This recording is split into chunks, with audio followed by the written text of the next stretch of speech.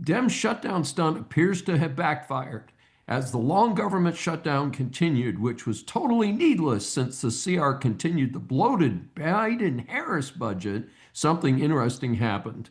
The Dems are getting the well-deserved blame. In prior shutdowns, the GOP usually takes the hit due to the slopstream media's biased coverage and the gullible public. This time, the public is getting that the only thing that is keeping the government closed is a handful of Democratic senators. Even far left operations like CNN have admitted that this is the Dems' fault. The tension in our air traffic control system itself should have been enough for Chucky to wise up and restart the government funding.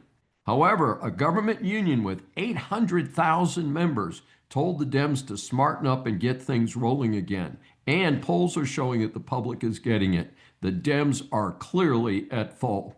The cover story is that the Dems want 1.5 trillion in additional spending, a good chunk of which would go to benefits for illegals. The word is out that this and 80% of the public is opposed to this type of funding. Further, many of us slave in salaried positions to get our health insurance. Therefore, there's not much sympathy for the minority of Americans who do not have health coverage. Note that the Dems are arguing for continuing extra subsidies for Obamacare that were put in effect during COVID. That's right, 4 years ago. Again, Americans are waking up to the giveaways here. A huge cutoff was November 1 when SNAP benefits were not funded. SNAP primarily benefits the Democrat base. Virtually all of us have that figured out now. Frankly, I cannot believe that a full 10% of Americans need help with supplemental food benefits. How is that program being administered to make sure that a great deal of this is not being given to those who do not qualify, like illegals?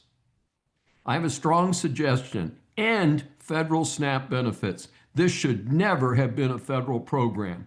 I want federal taxes cut and let the states handle this for the residents of their own states. I bet they would be a lot more careful in administering the money if it was all state money. We here in Texas pay plenty of taxes, and the state can afford to feed the legitimately deserving of such benefits. The same story should apply for Medicaid. This is Dr. David D. Schein. Thanks for joining me for this special edition of Saving America. Remember, a new Saving America show is aired on the Brushwood Media Network every Saturday at 11 a.m. Eastern Time.